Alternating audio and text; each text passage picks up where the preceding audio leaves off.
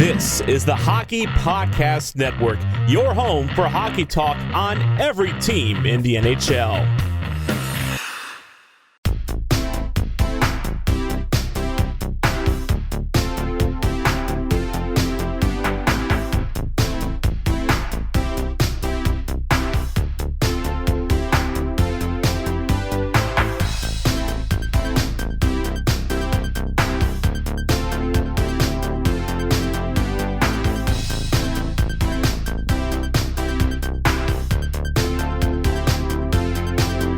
Welcome to Offside by a Mile, the podcast for anything and everything Colorado Avalanche, and the official Avs podcast for the Hockey Podcast Network. Well, what can change in a matter of just 4 days? I sound like a jackass, and the Avs just scored 14 goals in 2 games. Yeah. Tyler and Jared here. I didn't change. I'm the same person. I just sound like a fucking idiot because laryngitis kicks my ass all the time. Fuck me.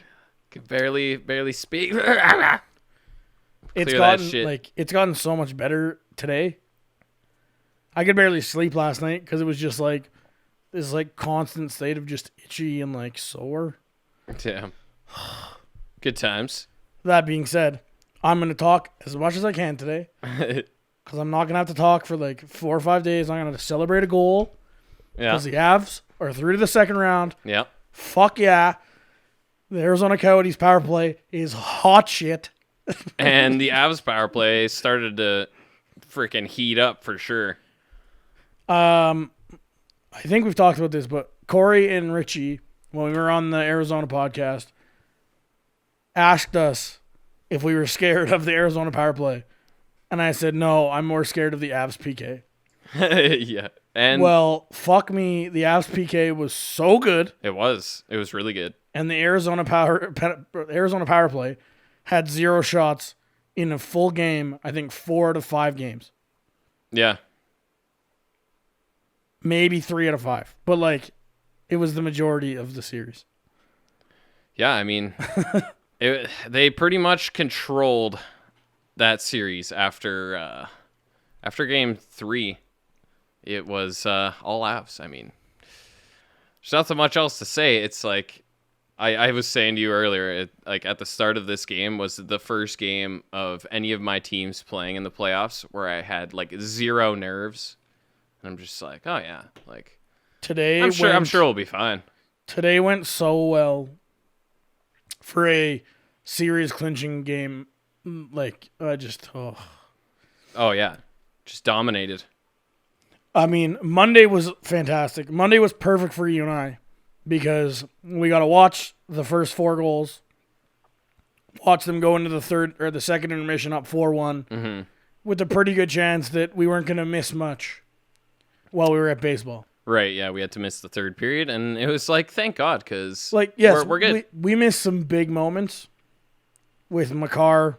We'll get to there for real, but Makar going Makar. Yeah. MacKinnon being a beast and showing off why he's a leader on this team. Oh, yeah. Which only continued today. With his manhandling of Fisher. Yeah. Not even the guy who made the body check on Makar, which is amazing. But we missed some stuff. But we didn't miss, we saw them win the game, basically, in the first 2 periods. Yeah. Today, it was even worse. Just 6-0 after 2. Yeah, 3 in the first and 3 in the second. It's you got to feel bad a little bit for Kemper. I feel bad for Kemper. Yeah. I also feel really bad for Korpisalo for Columbus. Yeah.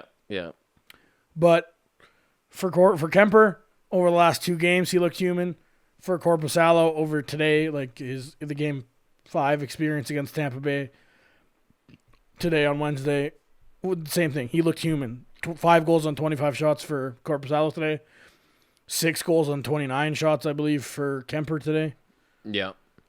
I mean, and then he got pulled after the second. Yeah, he got pulled after the second in game 4. Which I couldn't believe that it took him that long to pull him, especially in this game. It's what are you even waiting for? The poor guy's just getting hung out to dry here. This game kind of made sense because of the fact that It's the last game of the year. Yeah, that's true, I guess. It's You putting in a rant is not going to spark the team, yeah. especially in back-to-back games. And who knows even what the conversation was in the second intermission. Yeah. Maybe it was like Kemper, like, I'm done. I'm good, boys. Whatever, like, man. I'm good. like, fuck you guys. And that's what they looked like in the third. Well, for the yeah. most part. Oh, well, it was like pretty early on in the second period. You could tell, like, okay, yeah, Arizona's pretty much packing her in here. Like, there's nothing Like, there was like a few plays that were threatening in that game. Obviously, They scored the one stuff, goal. But like the whole game, it was just, yeah, you guys are done, eh? Like, this is it. That's all you got. And it was basically Kemper and hopes and dreams. And that's it. Which is good because honestly, it's a good sign that we manhandled Arizona this way. Finally. Yeah. Like these last two games were just a stamp of like, here you go, NHL. Whoever plays us next has to deal with this. And like, good luck. Nobody's going to be sitting there in the Dallas-Calgary series or the St. Louis-Vancouver series going, man, I really want to play the Avs. Oh, yeah. Like, you're looking at Vegas and Colorado right now and going, fuck. So that's it, eh? Like, that's it. That's all you got. Yeah. I know we kind of joked with Tom a couple of weeks ago about how we'd like to see St. Louis in the conference final if we see them at all. I still feel that way. I really hope that Dallas beats Calgary so that the Avs can play Dallas. Not saying it's probably the easier route. Yeah, I'm not saying Dallas is going to be a walk. Like they're finally they can score goals. They're better than they were in the qualifying round. Hudobin looks good right now too.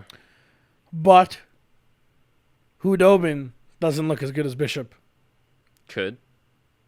But like, right? Like, oh yeah, I'm very happy to see a Dallas team without Bishop right now. Yeah. Versus us, like we saw what Bishop did to the Avs, right? Mm-hmm. I don't want to get into like who the Avs are going to play yet. That's Monday's episode. That's for next week, so we'll actually know. We'll know, or we'll be very close to knowing for sure. I'm of the belief that it's going to be Vegas, Colorado, Dallas, St. Louis. That's the way it looks like it's going to be. That may change. Hard to call on the Vancouver series. It is, but something switched in St. Louis. That overtime winner in Game 3, man. Yeah. The light switch turned on. Yeah. And it's terrifying. Again, they're the 4 seed, quite like technically, but that team, it's just like the reason I was scared of Chicago. Yes, they got destroyed by Vegas, but they had that championship factor, right? Yeah. St. Louis has the same thing. I feel like Colorado can beat St. Louis. I feel like they can beat Dallas. But I feel like St. Louis is going to take a bite out of the Avs on the way. Yeah. And I would prefer not to have to do that. Yeah, I mean, I get your point. I'm in the stage where I'm like not even worried about who we're going to play next. I'm just worried about how the Avs continue to play their game. For sure. And like, as much as I would want to be scared of St. Louis, I feel like it's also a good stepping stone in like the making of like a cup run, you know? It's like you got to get through these teams. Yeah, this team won the cup last year. So that's going to be a big moral victory too if we beat them, and depending how get out of here, fly. This freaking fly. There's a fly in here, and it is mascot fly here. It is cruising for a bruise. It is. I totally got distracted by that. But yeah, like not too worried, but I do agree with you. I think Dallas is probably the easier route. I mean, I'm pretty sure that's not really hidden. You gotta be the best or beat the best to be the best. I get that, right? Like I do. But would I rather St. Louis takes a bite out of Vegas, or would I rather St. Louis takes a bite out of Colorado? Yeah. Duh. But the other thing, I guess you can say the same thing about Dallas and St. Louis, though. Jake Allen is winning games right now for St. Louis. Yeah, isn't that funny how that ended up? Crazy. Both the goalies that you wouldn't expect to be starting and playing in the playoffs is and somehow, playing. I mean, the Bishop situation's a little bit different, obviously. I don't even know what he did. Not exactly, sure what happened there, but I mean, yeah. I mean, there's been some pretty crazy goaltending performances as we're right now while recording and streaming live, I guess, on Twitter. We're watching the freaking Philly and Habs series, and like both those goalies have been playing ridiculously well too. So Yeah. it's been an interesting playoffs for sure in that regard. But anyway, back to Game 5. The man, the myth, the legend, it seems. Nazem Kadri. Soon to be Avs legend. Soon to be Avs Conn Smythe winner. I'm just Yeah. That was a I ridiculous. like how they were joking around about that. I was like, why are we talking about this right now? First round, better talk about the Conn Smythe. Guys. Yeah. But that, like, again, no, like that first power play of the game, possession. Oh, man. It was looking so good. It was just like, I mean, great plays, nice puck movement, lots of shots, like everything's going to the net. Makar hits the freaking post, of course. Classic. How many posts has Makar, like, I remember we were joking about that, like, midway through the year, of, like, how many posts Colorado hit, too. Well, but, yeah. like, Makar himself probably hit, like, what, 10 to 15 posts Way throughout the more than regular his fair season. share, for Like, sure. at least. And, of course, Ring's another one. He's got that bullet from, like, and seeing eye puck from the point. I freaking love when he shoots. But then the beautiful passing play from Landeskog to MacKinnon down low and then out front to Kadri, and he one-timers it top shelf. Yep. Good I to mean- see. Oh, gotta love it. That was beautiful. I mean, and just like a perfect pass from Landy in the corner. So nice. Yeah. Just a great play. I mean, and that just set the tone, man. Yep. It's about, and that was like, what, 3:30, I think, or so into the game. And the whole start of the game was just like more of the same. It was a little bit of back and forth for sure, but you could see that intensity by the Avs right away, which is, it's perfect, you know? It's how we have to come out of the gate every single game. And like first periods, I think, are just going to be so big for the Avs, just to like they did in this game and in, I guess, in game 4, just to take that stranglehold. And then our defense has actually been just playing really good and like shutting down a lot of different chances and lanes. And I think we talked about it at the start of the series. Zadorov being a big part. And I don't think he was a huge part in the first 3 or 4 games. But today, obviously the goal helps, Yeah. which is hilarious. yeah, it was a funny goal for him to score. But, like, at the end, like, just manhandling Keller in front of the net and, like, being that big physical force in their own end that we need him to be. Yeah.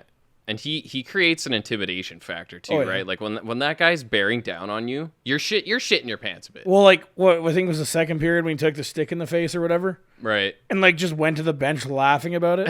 Yeah. And you're like, oh, okay. When This guy he- doesn't give a shit. All right, Yeah. he's in. He's in it to win it now. Yeah.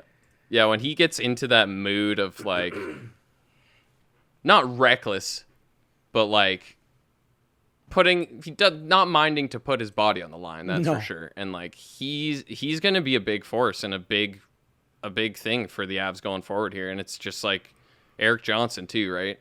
And were they actually, I didn't even pay attention. Were they paired today again? Because I know that they switched that up and they put Gerard with I don't know. Cole for a bit or whatever, and then Big Z was with Eric Johnson. I know they made that change in game 4. And that seemed to shake things up in a good way. So Well, that's another one of the weird ones, right? Like, Bednar was changing lines in the series because, obviously, there was 3 games of the series where the Avs couldn't score at will, right? yeah. And Bednar was, I wouldn't say quick to change things up, but he wanted to try and spark something. Definitely he's never been scared to. But game 3, he didn't really mess with the forward line, so he messed with the D pairings. And I was like, that seems kind of odd when the defense is playing well yeah. for the most part. But hey, it's maybe he was seeing something where Zadorov wasn't going, or EJ, or maybe even Cole was having a bit of a rough go there in the first couple games. Mm-hmm. I don't know, but it worked. I like it. Yep, for sure. The second goal, another power play goal. Again, just like game 4, it was really nice to see the power play get going because what was it after? Yeah, game 3, where all the Avs haven't scored a power play goal, blah, blah, blah, blah, blah, which wasn't true, but that's what they said in the broadcast because whatever. But like we said in the last episode where they scored right at the end of the power play and shit, Right. and it's just like, if you want to sleep on the Avs power play, have at her. Yeah. but you can see what it'll do. Like, you want to sleep on a power play with Nathan MacKinnon, Landeskog, Rantanen, Makar, and Kadri. It's like an all-star freaking power Now, play unit. I'm right not there. saying Arizona was doing that, but I'm just kind of sick of NBC Yeah. or Yeah. the NHL Network or whatever the hell. And I mean, we kind of knew that, coming into this series that power play was going to be a big factor. And yeah, like when we were talking with Corey and Richie, like special teams were on top of mind, especially with the way that penalties were being called. And I feel like the penalties started to taper off a bit. There was a lot less penalties. How many penalties were in this game? 5 or 6? 6. Yeah. 2 for the Avs, 4 for the Coyotes. And that's good also on Avs' part, like we were talking about during the game, like really crunching down. I mean, the Burakovsky penalty at the end of the game, like in the third period, it's like, nah, I don't know what you're doing, man. Reaching in, and it's like, but whatever. We've been good, and we're up 6-1, so it's kind of like, but I don't know why you're doing that, reaching in. Yeah. But it's been good, and I mean, yeah, going into that power play, like there wasn't a whole lot going on, really, throughout the first, part of that power play. Then the second unit pops on, and they're not really creating that much. But Berkey's just holding on to that puck, trying to keep it alive, then just sneaks it over to Gerard, and Gerard's just like, man, I'll take a shot. That's all you need to do, man. It goes in. That's if there's ever kind of a look that you want like your second power play unit to have, that's the simple shit we need right there. Because the first unit's coming out there, and they're just going to create all this energy for you, which has been pretty much happening like the last 3 games. And then you can just come on and just get pucks to the net. Maybe Kemper's tired at that point, which... He certainly seemed like he got tired. I don't know if that's true. Yeah. I'm not going to Maybe it was just the will. Yeah, I don't know. Maybe it was just a case of eventually when you take 100-plus shots in 3 games, you're going to wear out. Yeah. And I mean, Chuchi put up a nice screen in front. I still can't believe he hasn't had a point. All throughout both those last 2 games, 14 goals by the Avs, and freaking Nichushkin can't get a point. It's like, are we gonna go through the season of Nichushkin in the playoffs as well? Just like he's gonna go like 15 games without a point, and then he's just gonna score in every game. Maybe. I mean, I'm kind of okay with that. Maybe it's gonna happen. I don't know. Because that means he'll be like the MVP of a series. Yeah. I'm okay with that. I mean, I think it's only a matter of time, too, and I feel like once he gets one, he's just going to keep going, and, like, you know how hungry he gets, and he loves to score. The guy loves to score. Every celebration he's scoring, he's just pumped. So, I mean, hopefully he gets a point. I was really hoping he was going to get one tonight, but Big Z did, so that's good. And then the Avs strike again. Nazem Kadri Another one. springs on a breakaway. Oh, yeah. And you said it to me, and I thought it too. Yeah. The moment he gets that, you're like, oh, this is going in. This is a goal. No question. He ain't missing right now. He's too clutch. Beautiful little Deacon tight, goes 5-hole on Kemper. Yeah. Kemper is pissed about it. Yeah, he's like, come on, boys. But also on that, too, and I was trying to... who assisted that? Was it Landeskog? Let's see. I'm pretty sure. I couldn't really tell. Burakovsky. Oh, it's Burakovsky. Look at that, too. He's actually been stepping up quite a bit lately, which is good. We kind of mentioned him in previous episodes where he kind of needs to give a little bit more. Yep. I feel like we're seeing that now. But what a play off the boards, too. That little perfect chip just to send him. And Kadri, right away, right when he sees that play, he's just straight up the ice. And Burakovsky's like, oh, I see what you're doing. Just gives a nice little chip out, and boom, he's on the breakaway. It's freaking Naz on a breakaway right now. He ain't missing. Dude is on fire. Yeah. Leads the team in goals. Not in points, though, because MacKinnon got, 4 points tonight again? Freaking crazy, man. I love just at the start of the third. We'll get there. Or, sorry, second. we'll get there. That was just takes over. But again, it's another great period by the Avs. Yeah. Arizona with a whopping 6 shots. Yeah, and it's just... Oh, man, it's funny because this was the beginning of the end, you could tell. Definitely. And, they get that little crazy, sneaky, bounce off the end boards, goes, right through the slot behind Grubauer. That was terrified. sketchy. Yeah. And that could have changed a lot of things, man. And that's the way I was thinking too going into this last game. I'm like, there's no way Arizona's winning 3 games in a row against the Avs. A, they need crazy lucky bounces like that one to go in. And B, they need like an insanely good Kemper, which they got in game 3. Yep. And it's funny. And like right after that whole thing happens, too many men on the ice. Like, good job. We already got two power play goals there, and they keep feeding the bear here. Yeah, So exactly right. it was like, oh boy, you guys are going down the wrong path in this game 5. I'll say it again. Grubauer maybe only made 24 total saves in this game. Or sorry, 23 total saves in this game. Mm-hmm. The fact that he made some of the saves he made in this game, specifically like mid first period there was a couple of questionable ones. Yep.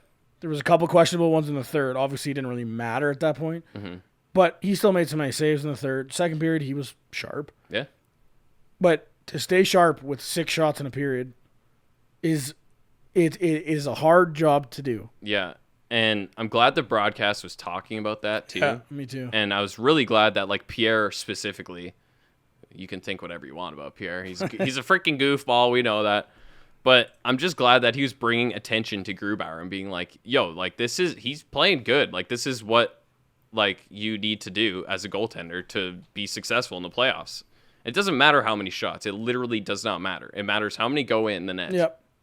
If you get scored on one time in 10 shots, it still looks bad. Yeah. It's timely. It's got to be the timely stuff. And we talked about it in game 1 and 2, right? If he wasn't the way he was in game 1 and 2, Mm-hmm. they lose those games. It's quite possible, for sure. Yeah. Right? And it's just you got to be better than the other guy down the road or down the ice, right? Like if Kemper gets 50 shots and he lets in 2, yeah, and you get 18 and let in 2, the game's tied, man. right? Like, it's on you, right? Yeah. You let in 2. But I love it because I thought he deserved to be the starting goalie in the playoffs. Mm-hmm. And I'm glad Bednar went with him and all that. And I'm really happy for the guy. And, I mean, there's not much to complain about with this Avs team after 5 games. Definitely not. And like the entire game, and I'm like been like, emotionally composed during this game. Probably the only one like straight up, and we didn't get to really see the end of last game, but I probably would have been the same way. Yeah. Pretty composed. Yeah, I mean, and even putting like some of the freaking Fox broadcast, I cannot deal with the Fox broadcast. Just saying that, but they're kind of like questioning the putting in of Frankie in Game 3, and I was like, why are you questioning that? That was a pretty good move, I thought. I thought so. And I mean, it can't hurt to give him a little bit of a ride in there during the playoffs, because you never know. Like, we know injuries happen. Like, look what happened to Carey Price when they went on their little run. He got freaking run over by Kreider. It can happen, and players will accidentally fall India because if they're looking for a shakeup, and if we have to put in Frankie, we know that that's fine too. And so that's just such a good situation, and Gruby's been what we've needed from him, and nothing to complain about. Yep. And yeah, I was trying to find little things to nitpick about. That's why I talked about the Burakovsky penalty already.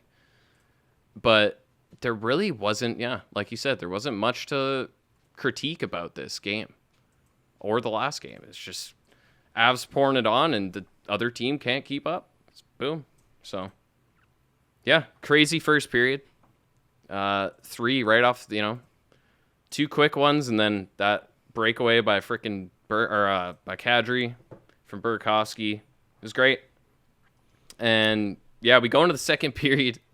It's just right back into it, boys. Right back into it. Just freaking sustained pressure again, like over and over again. It's like every freaking line goes out there, gets some pressure. We get a change in. Arizona's hemmed in. I mean, how many times did that happen throughout the series, too? It's just, I felt like it was at least every few shifts we'd have them hemmed in. Oh, yeah. It's just, they can't handle the dominant offense. And, I mean, other teams are going to fare better, for sure. I feel like Arizona just, like, they they played a losing battle in a way in this series. It's like they're trying to basically shut down an extremely like dominant offense, and that's their game plan, is to like, if we can shut them down, we might be able to win. Not can we ramp up our offense, because where was the offense? Like Arizona, where's Hall? Where's oh my god, Hall Phil? and Where's Phil? Oh man, Where's Phil? Phil's gone, man. I don't know what happened, but he's got nothing in him anymore, it seems like. He was such a ghost in this series. I felt like I was waiting for him to do something. Like Hall was kind of buzzing a little bit every once in a while, but he also got shut right down too. And like, it's, again, I think I said it in the last episode or maybe the first one, but like it's the Arizona season. Taylor Hall didn't do a whole lot. Yeah. When he came over from the Jersey for the trade, or in the trade. Phil Kessel didn't really have a great season for them. There just wasn't enough of anything. Like Stepan was their best player, it seemed. Yeah. And that shouldn't be the case. That can't be. Yeah, like even Keller, right? Like he got the goal tonight, but he was really not a factor either. No. Like that's like the whole last two games. I'm just trying to think of like anything that was really dangerous and like momentum producing for the Arizona Coyotes, and there was nothing. There was nothing. Not really. I love it. I love it. Yeah, so like you kind of said, right? And halfway through the period, Nathan MacKinnon scores his first one of the game. Yeah. 50 seconds later, or 60 seconds later, I guess 58 seconds later, he scores another one on the power play this time, right? And it's just like, oh, Nathan MacKinnon's here now. Yeah. Hi. MacKinnon has entered the chat. And yeah, just dumps on him. Just like, yeah, we already scored 3 goals. I haven't scored yet, so It's my turn. I'm going to score now. Is that cool? Doesn't matter. It's going And in. yes, like I said, right, like the Arizona Coyotes were coming on a bit more in the period. They got 12 shots in the second. Yeah. But they weren't really scary. Like I don't remember like holding my breath Oh, that's the thing. at Yeah. all. I wasn't too worried about it, and I mean the D did a good job today. Like there was nothing. Like usually we see a few iffy Like a plays, a 2-on-1 giveaway or something, yeah. or like a bad pinch creates a bad 2-on-1. Yeah. Didn't really see much. Like they really tightened up, and I mean honestly, it's probably partially due to Arizona and just like they couldn't create much.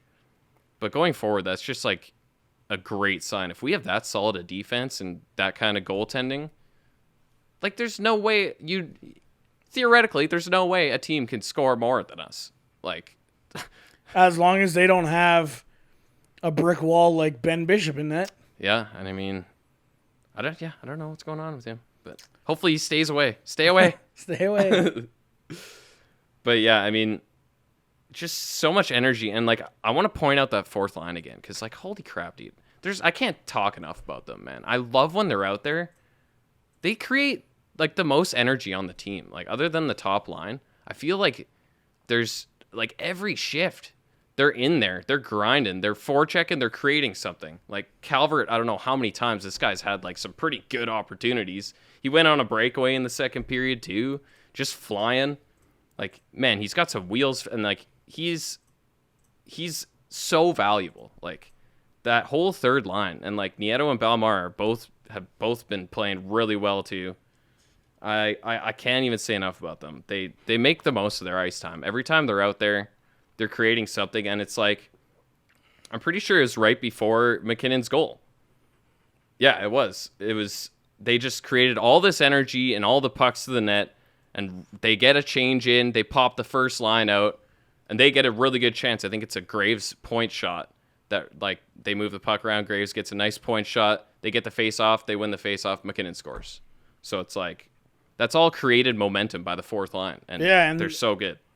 That's what you hope from them, and it's what they've delivered this whole series. Yeah. Right? Like I agree. We loved them before the playoffs. Yeah. Never mind during the playoffs. Yeah, they've taken it up another notch for sure. Then what I feel, and obviously this isn't what happened, but it feels like it happened. Right. Obviously this is later in the period, but almost the end of the second. I thought MacKinnon almost had a hat trick here. Yeah, no one got a hat trick. Damn, I was looking forward to like a Kadri hat trick or MacKinnon hat trick. Someone get a hat trick. That's all I wanted in Game 4 was Kadri get a hat trick too, but no. Couldn't happen. He had so many chances in this one too. All it reminded me of was minor hockey when you're routing a team, and the coach says, "Okay, forwards, you're playing defense. Defense, you're playing forward." Yeah. I don't give a shit, but when you're going out, Zadorov in front of the net of all places, not our net, their net.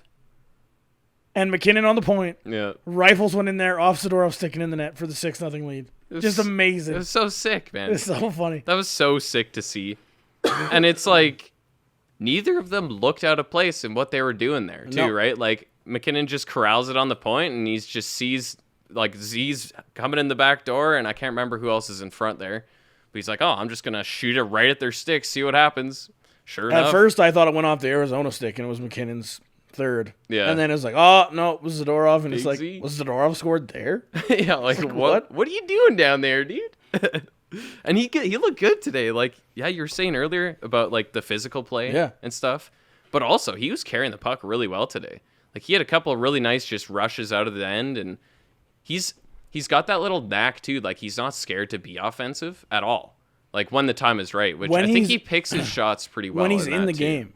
Right, like, and that's part of the problem we've seen with Zadorov this year, is the fact that he kind of, in the games where he's just not in it, he just kind of chills and stays back, plays defense, and not the greatest defense. But when he's in it and he's putting in the effort, he's skating hard, and dude, he's really good. Yeah, like that. And this is the problem, right? Because you see the good side of Zadorov, and you're like, I love this guy. But then you see the bad, and you're like, why? It can be pretty bad sometimes. Why are you on the bottom pair? Yeah, and I mean, he did during the season. He took nights off for sure, right? Where like it's like, man, should we have just scratched you because like you're not engaged at all in the game, making terrible coverage in the D zone. But yeah, like you say, like when you see him play like that, you're like, that's how you shoot, like like that's how you play the game, man. If he could play like that all the time, he's an easy top 4. And like I don't know what his future's gonna be with this team, but he's only making a good case for just his career with this performance right now in the playoffs. Like you never know. We got Byram coming up, we got freaking Timmins and shit, right? So you don't necessarily know. It'd be nice probably to keep a big size D like that. We may have Byron, may have Timmins, but we don't have more Zadorovs coming. Right. That's the thing. For sure. So I mean, he's putting on a good show for us, and I mean, continue doing that because we're gonna need him more than ever against whoever we play next round. If it's Dallas, if it's maybe Calgary, I don't know. No, it can't be Calgary. There's a 0% chance we play Calgary. Yeah, it would be I guess Dallas, Vancouver, or St. Louis. Yeah. So I mean, all three of those teams are they got some size, they got some grit. We're gonna need Big Z to be good. Now, the third period was a weird one. It felt like it went by in the blink of an eye. It was a really quick period. But I feel like that's just because I didn't give a shit anymore.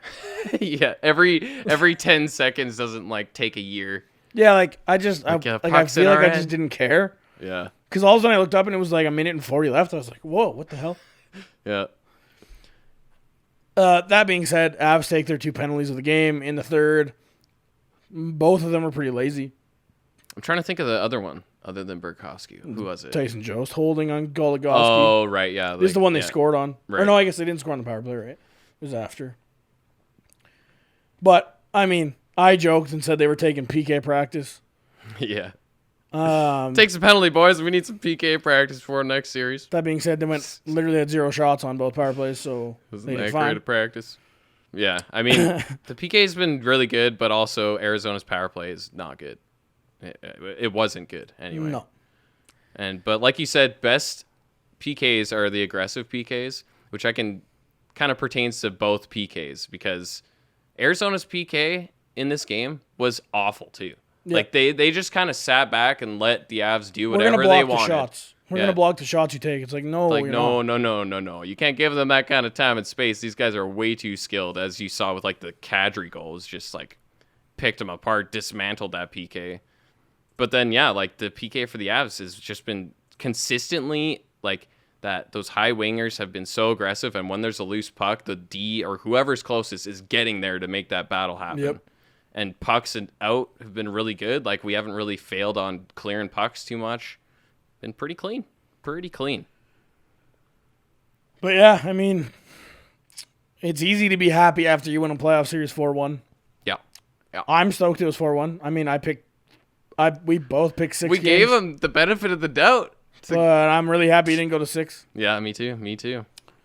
After 3 games, it sure seemed like there was a chance for 6. But Yep. after 4 games, not so much. Yeah, after that game, game 4, I was like, oh yeah, we got this locked up. We got it locked up. Now, before we get into some more detail about Game 4, this week's THPN showcase advertisement thingamajigger, whatever you want to call it, is for the Siren Sounder podcast, the Carolina Hurricanes podcast for the Hockey Podcast Network, Who unfortunately got eliminated today as well. Bad timing. May not be able to find any like real-time content on them for a while. I mean, like, they're still going to release episodes, but they're not going to be talking about anything. However, I'm not sure how they feel about the Avs, but Carolina and the Avalanche Twitter, they seem to like each other. So maybe the Siren Sounder podcast will jump on some Avs content. Maybe we'll have them on. But have a listen. Hey there. Have you ever thought to yourself, I really like hockey and I'd love a show to listen to, but I also don't have enough nonsense in my life and questionable opinions? Huh. I got the show for you, bud. And there's some really, really thirsty person in that group, okay? That will be like, I'll give you $7 for that lemonade. And the $2 person is like, whoa, okay, walking away. That person's crazy. That is exactly what happens in free agency all the time. And that is a really good metaphor. And if you don't appreciate it, put the phone down and get out of here. We don't want you around. You can't say, hey, you tripped this guy, but also he dove. Well, if he dove, I didn't trip him. If you're a goalie, just, chill. You don't have to do as much as you think you need to do. But also, we talk about hockey.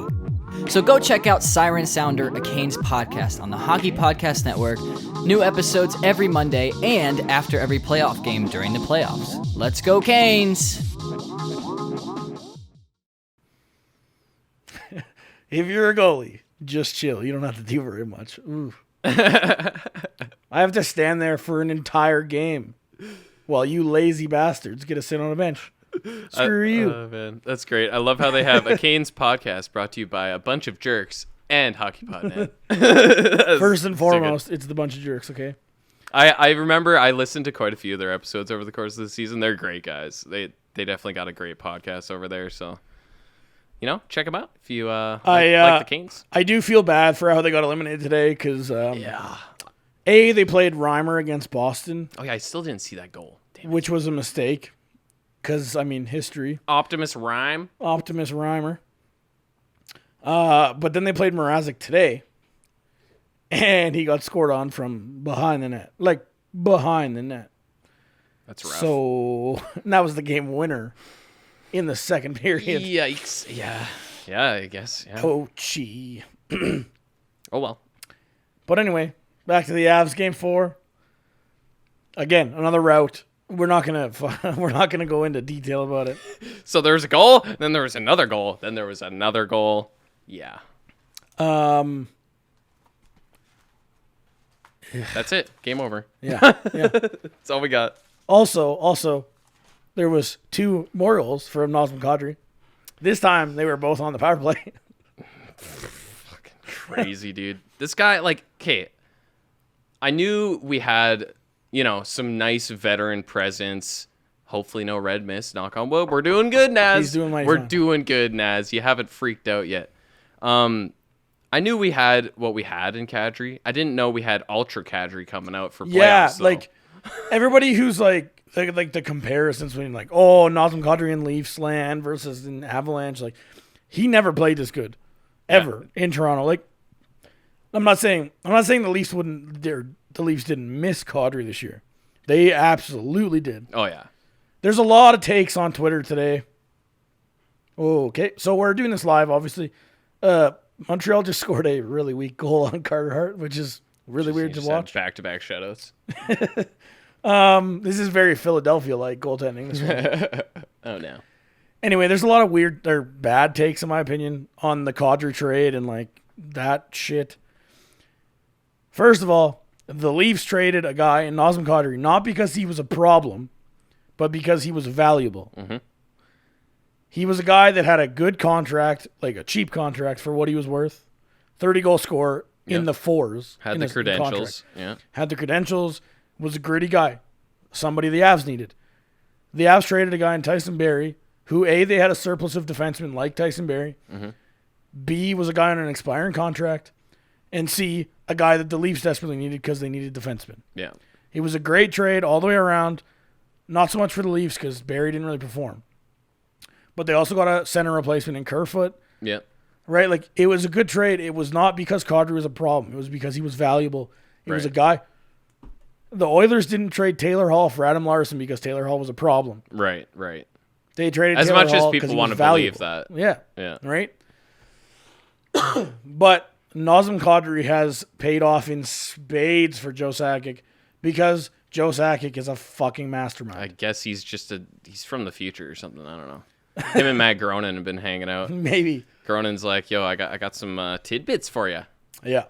But yeah, I mean, you could pretty much call him like the MVP of this freaking round. 100%. And I mean, it all started when he scored with 0.1 fucking seconds left. And the smile on that guy's face, you don't think he's loving this? Like, he's fucking having a good time. And that's his, which is also funny, just seeing that on Twitter, but then being like, yeah, I guess that is his first series win in the playoffs. This guy's going to relish every fucking moment in this game, or in the games to come. And he has in every game that he's played already. And and also, look at what Kadri can do when he plays a full series. And I also saw that take, too, where, like, the reason Kadri was an idiot in Toronto was because there was no leaders in that room. Oh, my God. No, it's because he did stupid things. Yeah. And he's matured because he's gotten older, and now he's a better veteran player. Oh, 100%. Like, there's just weird takes on Twitter. And I know this is Twitter, and it's a place for weird takes. It is Twitter. But, that being said, holy shit, was he good. Yeah. Yeah. Oh, yeah. So, yeah, at the start of this game, he did. Yeah, Bednar made those changes on the D-line we already talked about. Yeah, early on, too, I noticed just like Makar and Graves, and they continued doing it in this game. We didn't see too much from Graves in this game, I guess, in Game 5. Game 5? Well, yeah, I guess. He was playing, he didn't have to do anything spectacular, right? But you could tell early in Game 4 that, like, they wanted Makar and Graves to be a little bit more active on like on the rush and everything. And I mean, that's been such a big part of the offense this year for the Avs, has been those two stepping up pretty much whenever they wanted to and just seemingly flying into the freaking zone or making a nice play, to gain entry. But yeah, that's definitely one thing I noticed early. And I mean, they just started right off the bat again, just outplaying the Arizona Coyotes. Like, they were so in over their head. I'm so glad that it started to show in these last two games, because you could definitely tell, like, of course, Kemper was a huge deal. But, like, you're like, we're playing better than the score is, showing. So Mike asks, what's our opinion on Makar, Jared? Our opinion on Makar. Holy shit. I got a pretty good opinion of him. The guy's a freaking beauty, and I'm so glad that he's getting points now also, because he went like, what was it, 5 games? I think he had 1 assist or something. Well, we talked about him on the last episode, right? He was a scapegoat for Game 3, for the end of Game 3, because of the 2 plays in the neutral zone at the blue line with the empty net where he kind of blew him. Right. I saw a tweet from Dater that his Corsi 4 was like 56 or something, and his Corsi against was like 11. Right. And he's like, if you ask Cale Makar, this was his worst game of the series. Of the playoffs, probably. Maybe of the year. Maybe. Just purely because of how, like, just this, what just happened, right? Yeah.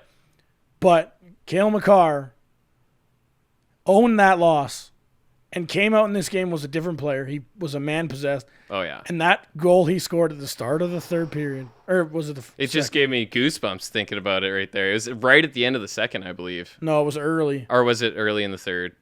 Oh yeah. Because I left for ball, right at the start of the third period. Yeah, and I stayed just long enough to see that, and I'm like, that's why I stayed. 19 seconds into the third, Cale Makar scores a Cale Makar goal. End-to-end ever rush, seen it. speed, skill, blowing by guys, and then just going cheddar. Yeah. The guy is going to be the Rookie of the Year for a reason. He may not have done what Quinn Hughes has done in the playoffs so far. Quinn Hughes has been a monster for Vancouver. He really has. Not so much in the last two games, though, but when like the first two games against St. Louis, Quinn Hughes was really good. Yeah. But Cale Makar is a stud. I think he obviously we're biased here, but I think he's Rookie of the Year. I think he should be. From what I've read, he's gonna be. Yeah. But I love everything about his game. We've said it a million times. He has played on numerous occasions a more physical game than Nikita Zadorov. Yeah, and I mean, I remember they were kind of talking about that on the broadcast early in this series, saying how Makar can be the most physical guy on the D line, on different nights, and that's a huge part of his game because you don't really. He's not big. Yeah, and he's not expected, I don't think, to do that, right? Like that's not the player that, like, why we got him. No. But that just goes to show his character, which I think is. Obviously, this like character of a player what's the word I'm looking for? Will kind of show you and unlock that full potential, right? Like he owned that loss, like you said. Like he owns everything he does, and he doesn't make excuses. It's almost like he's a veteran in a rookie, you know? Yeah. Like he's got that mentality of. Like, he's never panicking, really. Like, do you ever see him panic? Not really. Like, he makes really nice plays in tight in, like, dire situations. I don't know, yeah. Can't say enough about him, man. He kind of reminds me of the Vegas Golden Knights the season they went to the final. That Vegas Golden Knights team, obviously, the old freaking, the should-haves, would-haves, could-haves, whatever. The guys that nobody wanted. Yeah, right? But that team was never a physical team in the regular season. Yeah. But the moment the playoffs hit, and Cale Makar has done this all year. He's been a force. He's hit guys, like he's mushed them. But when the playoffs turned on, he turned it on more. And I love it because just like the Knights did when they went to the final, that team went from playing a skill game to playing speed, a really, really hard, really heavy game in the playoffs that took them to the final. Mm-hmm. And you want to talk about the Leafs again? That's their problem, right? And you need guys that are going to turn on going to finish guys into the boards, going to finish your checks, going to stop playing cute, right? Mm-hmm. Arguably, in the first 3 games of the series, the Avs were a little too cute, right? Yep. And I'm not. This isn't just Makar. I'm not like it's. But the Avs decided. They were going to just ram it down the throat of the Arizona Coyotes in the last 2 games, and it just happened. Yeah, pretty much. And I was kind of, I know I tweeted it out too, and I made a note just like how I saw that change after Game 3. Obviously, 14-2 in 2 games, but like there was a different commitment to execution, like there's more determination to find ways to score, not trying to make a perfect play by any means, because there's a lot of, nasty, not pretty goals, but there's also a lot of pretty goals. But I think that just came down to everyone buying into that mentality of we need to score, like, because we couldn't, because we just couldn't. And everyone got on that same page of just battling through and getting into those dirty areas, putting your body on the line. I don't know how many passes I've seen, and Landy's just a perfect example of the freaking guys, like, probably the most selfless player on the team because he's constantly just getting freaking owned while he's making a nice pass, and he doesn't care. He's like, I'm going to make this pass. He gets that stick down, makes the pass, then just gets obliterated, and then, like, sets up a goal, right?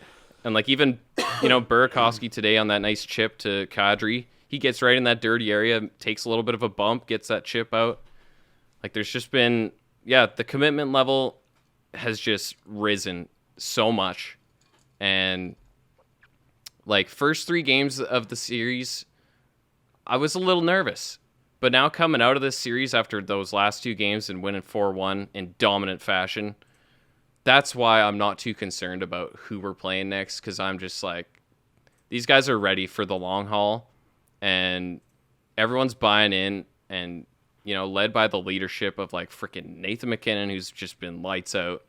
Ever since he kind of, chirped the ref a little bit, got a penalty, getting a little angry in that game. I think that was game 2, right? He was getting a little pissed off, and then, that's all he needed was that little bit he got of a the penalty push. against Vegas, actually. Oh, was it? Yeah. Holy shit, that's a long time ago. But yeah, he was getting a little frustrated, but, like, led by him and, like, Eric Johnson on defense, who's just been so damn solid. And, I'm stoked. This is a good feeling right now, for sure. I guess obviously the PK gets fooled, if you want to call it that, but Arizona's power play actually did stuff. They get on the board before the end of the second, whatever. The one thing that I really want to talk about, though, in the third was obviously the big story was MacKinnon being MacKinnon. Yeah. Cale Makar gets boarded from behind by, I believe, Krause? Was that who it was? I think it was Krause. Lawson. Yeah, Lawson Krause, yeah. Nathan MacKinnon decides he's going to take on Christian Fischer. I think he thought it was Krause or whatever. I don't know. But he just manhandles him. And now, everybody's all excited it was a fight and stuff. It wasn't a fight, but I don't want Nathan MacKinnon breaking a knuckle on somebody's helmet, so I'm okay. He just manhandled him, threw him around. Yeah. But it's another one of those intangible, like, toughness moments, right? Where he didn't really take a penalty. He didn't do the Kadri toughness moment where he takes a stupid suspendable penalty. Yeah. He just threw the guy around and said, screw you, get off my guy. Yeah. Especially Cale Makar, right? You don't touch But Cale. again, it's those things, right? It's the reason why hockey fights are important to the game. I don't care about Milan Lucic fighting someone. I care about Landeskog fighting someone, or Rantanen, or like a Kadri. I would be okay with Kadri going after somebody. It's when it's your skill guys that are standing up for themselves or a line mate. Mm-hmm. Those are the fights that get guys going, in my opinion, the most. Yeah, for sure. Just like a shot block, all that stuff, right? And there's a place, because Lawson Krause was a cheap bastard and took a really dirty run at Cale Makar. Yeah. Christian Fischer took the price, or paid the price, I guess, for MacKinnon, but, right? That's the whole point. That's what started the scrum, and MacKinnon was pissed. Yep. And again, as long as MacKinnon's not yelling at a ref, I'm okay to see mad MacKinnon, because it generally means he's scoring. We joked about that quite a few times throughout the season, where it's like, oh, MacKinnon's pissed. He's going to go score a freaking breakaway goal or some shit now. He's going to go deke through 3 guys and go in and shelf it on a goalie who has no goddamn chance. Yeah. And that just goes to show you who, Nathan MacKinnon is, man. And you don't think he's committed, and everyone's just following along with him, man. Yeah. That's like the thing we're kind of talking about right now, is like the leadership. There's no questioning our leadership in this room. Like, they're in it for the long haul, and they know how to win. Like, this is a pretty exciting year, I think, and we saw a little bit of that last year, and it's just been nothing but building blocks upon building blocks throughout the season, and adversity that we've overcome. I feel like there's nothing that the playoffs can throw at us that we can't try and overcome, and like any kind of injury. You could injure 4 people. We're fucking used to it, man. Like, I don't want to see it. Please don't. But like, if it happens, whatever, dude. Mike also asked if we expect to see Francouz after his game 3 loss. Do you mean in the next series, Mike? Did I expect to see Francouz in game 3? No, but I'm happy I did. Mm-hmm. Did I expect to see him in game 4 or 5? Definitely not. I wanted Grubauer in there. Do we see him in another back-to-back? Because there's going to be. We know that. I'm pretty sure there's going to be a back-to-back in every series. I would figure it's not like they would do it for one series, right? They might because of this. Depending if the series end tomorrow, or I guess Friday. Yeah, more can end tomorrow. Yeah, or I think, Friday. Sorry. Yeah, I think Friday might be the last game if like Montreal wins today and stuff. They might now put the games into Sunday or something, and then have a little more time for the next round. But if there's another back-to-back, I think you do see Francouz just because Bednar knows that both goalies can do this. They did it all year. Yeah, and I maybe it might depend also how the series starts and when that back-to-back is going to be. Yeah. Because like if it's the same kind of way that it ended up being in the Arizona series where we had If you're up 2 2-0, games and then we had the back-to-back. Yeah, we're up 2-0. It's like, might as well play him because I just don't. And again, Francouz didn't lose him game 3. Yeah. Kemper yeah, stole that thing for sure. in a heartbeat. We know that, yeah. And anybody that would say that Francouz was an issue for that game, you're dreaming, man. Because all the goals against, like we went through that game in the last podcast, were really not his fault, and there's nothing much he can do about that. And if Gru's in net, he's probably not stopping them either. So, yeah, no complaints about Frankie. And I mean, if you do want to go ahead and play him in a back-to-back, go for it, man. We already talked about that earlier in this podcast. I'm totally fine with it, man. I would definitely pencil him in for the next back-to-back. Yeah, sure. And I don't think that's a bad idea at all. Like we've said numerous times, we got 2 really good goalies here, so ain't too worried. I mean, goaltending is not a worry right now. No, at all. I haven't worried 1 minute. Yeah. But yeah, so I mean, that's game 4 in a nutshell. I don't know. Is there anything else you want to touch on in game 4? I mean, not really, other than sick. I actually I think it was the 4-0 goal. I'm just like, that's actually when I kind of got excited. Just like that Berkey made it, beautiful 2-on-1 play with Donskoy. Just a beautiful pass over to Donskoy. He finishes. Both of those guys are going to be important coming up too, because we're not going to score 7 goals a game. I would love to see it. It's just not going to happen. But we're probably going to run into another situation where we can't fucking score. And it only just bodes well that we have already got Berkey, who's scored a few goals. I think he didn't score today. So he's still got 3 goals. I think Donskoy's got 3 goals himself. They're playing on the third line. Keep that in mind too. They're not even playing second line right now. Yeah. I don't know about minutes. I haven't really looked at the minutes played, but I mean, depth going forward is going to be huge, and we have it. And like we were talking about the freaking fourth line earlier. Yeah. Calvert had a freaking breakaway today. It wasn't the greatest attempt on a breakaway. I saw a comment from the Vegas Nightly podcast that said that no team has the depth on forward that they do. And I beg to differ. Oh, that Vegas does. Yeah. Yeah. I'm not saying that we're up way above and beyond what they've got, but I think we're better. Yeah, I would say so. Maybe a little bit of a homer take, but I don't see that kind of production and offensive chances that I've seen from throughout the lineup of Colorado. And I watched a lot of that series too. On paper, I think Vegas might have an edge. Just because they got Pacioretty and Stone not on their first line. Right. But through 4 lines, I think I give the Avs an edge. Yeah. I mean, we've been bragging about our depth all year, man. Like, how many people chipped in this year was insane. And hell, we were talking about Comfort last podcast. He had a couple opportunities today too. Same with and Jost has been playing well. Everyone's just been playing well, man, and doing the role.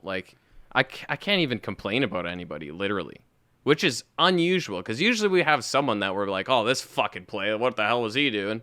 Ian Cole is normally that guy. Ian Cole, and I don't even remember him touching the puck today. Right, I was just gonna say that Ian Cole seemed like I didn't notice him tonight. That's a good thing. Everything you want out of a defensive defenseman. Exactly. That's exactly what we want, because usually when we notice him, it's him fucking giving it up or making a bad play on a one-on-one or some shit, right? But, yeah, I mean, everything is just groovy right now, dude. Everything is bueno. Yeah. Well, That's pretty much all I got.